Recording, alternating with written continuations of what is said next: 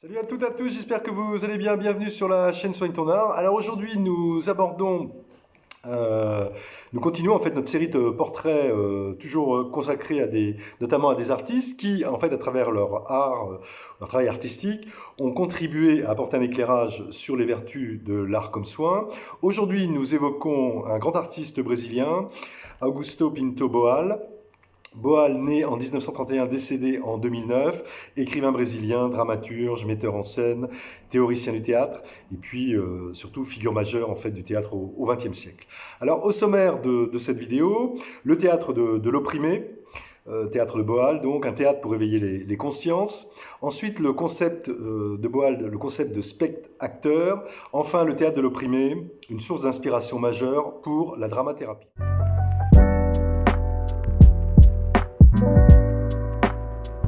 Alors ce qu'on peut dire, c'est que Boal, en premier lieu, inventeur donc du théâtre de l'opprimé, connu également sous les noms de théâtre journal, théâtre image, théâtre invisible, théâtre forum surtout, Boal a créé une œuvre qui a eu en fait, et a encore, une influence considérable dans le milieu du théâtre contemporain, mais aussi dans le champ social, dans le champ éducatif et thérapeutique.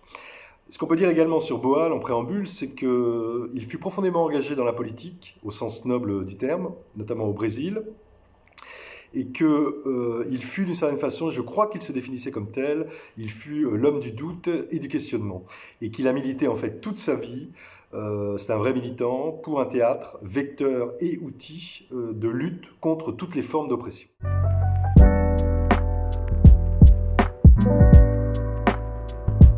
Alors voyons voir comment est né le théâtre de l'opprimé, un théâtre donc pour éveiller les consciences.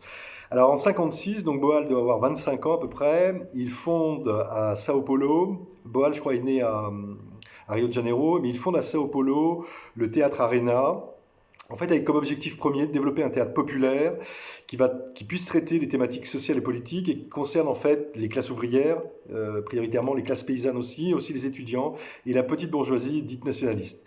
Donc c'est d'abord un théâtre social, le théâtre de Boal, qui va évoluer et en fait qui va prendre plusieurs formes pour donner fondamentalement naissance à ce qu'il a appelé le théâtre de l'opprimé. Alors là, dans des conditions très dures, puisqu'au Brésil, les années 60, c'est la dictature, 60-70, ces années de dictature et de coups d'État successifs. En 68, pendant la dictature, il met en scène une foire d'opinion, où il invite des dramaturges, des compositeurs, des poètes, des peintres, des sculpteurs également, pour donner leur avis sur la dictature à travers notamment des œuvres artistiques. Alors, forcément, ces manifestations provoquent une très forte répression. Des théâtres sont fermés, des artistes sont arrêtés, torturés. Lui-même, Boal, en 71, après avoir publié son livre Le théâtre de l'opprimé, il est arrêté à son tour, il est torturé et contraint à l'exil. Il s'exile à Paris notamment, où il va poursuivre son travail. Et en fait, pendant toute la décennie suivante, donc la décennie suivante, c'est les années 70-80, il va après voyager dans pas mal de pays d'Amérique latine. Il va beaucoup expérimenter différentes formes de théâtre participatif et éducatif. Il écrit également beaucoup. Il va systématiser, en fait, conceptualiser sa pratique théâtrale. Et d'ailleurs, il organisera le premier festival international du théâtre de l'opprimé à Paris en 1981. Et après la fin de la junte militaire, il revient à Rio de Janeiro au milieu des années 80. Et là, il va établir un centre, un important centre du théâtre de l'opprimé, où il mettra en pratique essentiellement d'ailleurs un peu le théâtre image, mais surtout le théâtre forum, et on l'abordera tout à l'heure. Alors ce qu'on peut dire, c'est que l'idée majeure d'Augusto Boal, en fait, c'était d'utiliser le théâtre comme un moyen d'amener les citoyens au Brésil, notamment, à être acteurs de leur vie quotidienne. Et parce que selon lui, le théâtre peut en effet amener les personnes à essayer de trouver par eux-mêmes des solutions pour changer leur vie. Et ce qu'on peut dire, c'est qu'en ce sens, et dans le contexte de l'époque, le théâtre de Boal était donc une arme à la disposition du peuple qui, en jouant, en les mettant en scène, en mettant en scène des scènes quotidiennes de la vie, pouvait essayer justement de changer le parcours de la vie. D'ailleurs, Boal organisait des représentations un peu partout, ça peut être dans des usines, dans des écoles, dans des foyers de travailleurs, à partir toujours de situations concrètes et surtout avec la participation de tous ceux qui le désiraient. Et en fait, il proposait différentes formes selon les contextes. Alors, il y a eu le théâtre-journal pour dire une autre vérité que celle annoncée dans les journaux. C'est intéressant à mettre en parallèle avec celle annoncée aux journaux télévisés. Le théâtre-forum, où les participants essaient de trouver des solutions à divers types de problèmes sociétaux. On va voir un peu après. Ou encore le théâtre invisible, où là, les participants provoquaient un événement particulier dans un lieu public, par exemple dans la rue, de manière anonyme. Là, on était un peu dans le registre de la performance. Alors, ce qu'on peut dire, c'est qu'il a développé dans le monde entier le théâtre de l'opprimé, particulièrement à travers le théâtre forum, qui est d'ailleurs la technique la plus spectaculaire, la plus utilisée de la compagnie du théâtre de l'opprimé.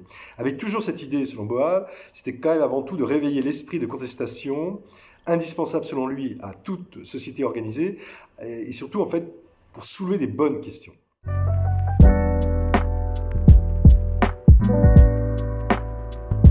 Alors voyons voir le concept de spectateur de Boal, et on va le voir notamment particulièrement à travers le théâtre forum. Ce qu'on peut dire, c'est qu'à travers ces différentes approches et ces différents espaces de sensibilisation, de réflexion, mais aussi d'action, Boal va inventer le concept du spectateur basé en fait sur une interactivité entre les acteurs et les spectateurs, avec pour ces derniers l'opportunité de devenir eux-mêmes acteurs pour pouvoir proposer d'autres voies et surtout d'autres choix et d'autres voies en fait. Donc ce qu'on peut dire qu'en ce sens, le théâtre de Boal est éminemment participatif et en fait il vise avant toute chose à la conscientisation des personnes. C'est donc un théâtre de l'échange où le langage est prédominant. Et selon Boal, le théâtre n'est ni vecteur d'un discours qui doit être entendu, ni producteur d'une œuvre qu'on consomme. Le théâtre est entendu selon lui, doit être perçu selon lui comme un processus en développement qui ne s'achève pas, donc un work in progress, et qui propose à l'opprimé, en fait, d'abandonner sa condition d'objet pour s'exprimer en tant que sujet. Et d'ailleurs, Boal a toujours rejeté l'approche scientifique pour parler du théâtre. Selon lui, le théâtre était avant tout de l'art, et surtout le théâtre de l'opprimé, selon lui, ne faisait qu'émettre des hypothèses. Mais si le théâtre de Boal a fait la part belle à la spontanéité, il a eu également des règles précises. Alors, prenons, pour voir un peu comment était structuré son théâtre, comment il l'avait conceptualisé, prenons l'exemple d'une représentation du théâtre forum, où plusieurs caractéristiques de départ sont posées.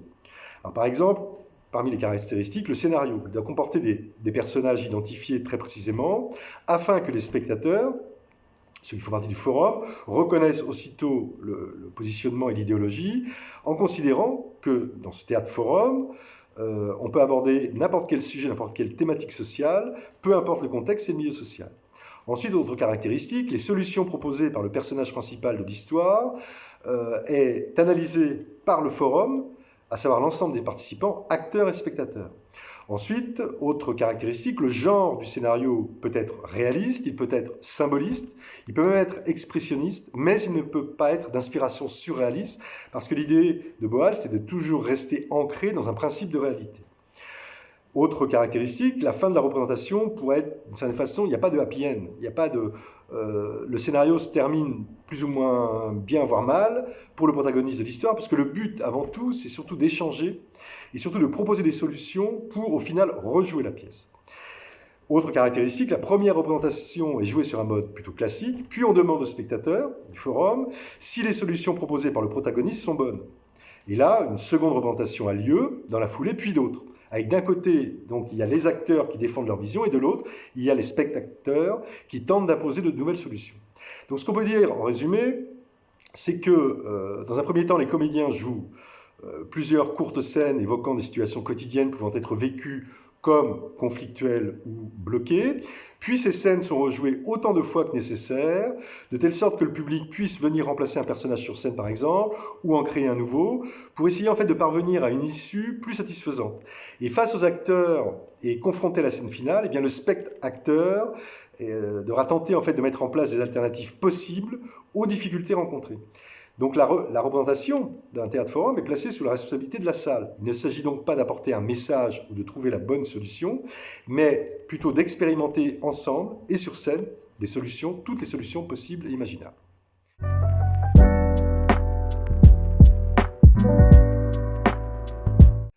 Finissons avec Boal sur une source d'inspiration majeure pour la dramathérapie ou tout ce qui est par thérapie par l'art avec le théâtre. Ce qu'on peut dire, c'est qu'en tant que théoricien et homme de théâtre, Augusto Boal n'a jamais travaillé sur l'aspect thérapeutique proprement dit de cette médiation artistique. Il s'est cependant penché sur la question du théâtre thérapeutique dans les années 80, particulièrement à travers sa notion du flic dans la tête, à savoir une démarche qui consiste à étudier les oppressions des personnes, de tout un chacun, qui ont été intériorisées et introjectées par les spectateurs. Autrement dit, tout ce qui est de l'ordre de l'intériorisation et donc de l'autocensure. De manière plus générale, ce qu'on peut dire, c'est que le théâtre de Boal est une source d'inspiration pour la médiation scénique en thérapie par l'art pour plusieurs raisons. Première raison, les acteurs doivent faire appel à leurs émotions. Car selon Boal, ce sont avant tout les émotions qui doivent déterminer la forme finale de la représentation. Ça, c'est un point évidemment fondamental, et notamment rattaché évidemment aux thérapies par l'art. Seconde raison, les acteurs doivent jouer en pleine conscience pendant l'instant présent. Troisième raison, les acteurs doivent enfin faire appel à leur imagination, à savoir que même si les thématiques abordées sont avant tout inscrites dans quelque chose de l'ordre du quotidien, principe du réel, il n'empêche que pour Boal, elles doivent faire la part belle à la pensée créative pour trouver des solutions et surtout réinventer le quotidien. Enfin, précision d'importance et autre raison fondamentale en quoi son théâtre a vraiment des liens, enfin, influence et a une belle influence sur la thérapie par l'art en théâtre, c'est que Boal a toujours privilégié les groupes et les créations collectives pour mieux faire ressortir les individualités. Sachant qu'on peut dire que de manière générale, le théâtre de Boal était un théâtre de la subjectivation forte. Alors, pour finir cette vidéo sur Boal, grand artiste, je vais lui laisser la parole. Et c'est lors de la célébration de la Journée mondiale de l'UNESCO en 2009, juste quelques mois avant sa mort, Boal est intervenu publiquement. Et en fait, il a défini très clairement sa conception du théâtre qu'il considérait comme un mode de vie. Et là, je le cite, il disait « Quand nous regardons au-delà des apparences, nous voyons des oppresseurs et des opprimés dans toutes les sociétés, les ethnies, les sexes, les classes et les castes. Nous voyons un monde injuste et cruel. Nous devons inventer un autre monde parce que nous savons qu'un autre monde est possible. Mais il nous appartient de le construire de nos mains en entrant en scène sur les planches et dans notre vie. Venez assister au spectacle qui va commencer. De retour chez vous, avec vos amis, jouez vos propres pièces et voyez ce que vous n'avez jamais pu voir, ce qui saute aux yeux. Le théâtre n'est pas seulement un événement, c'est un mode de vie. » Voilà.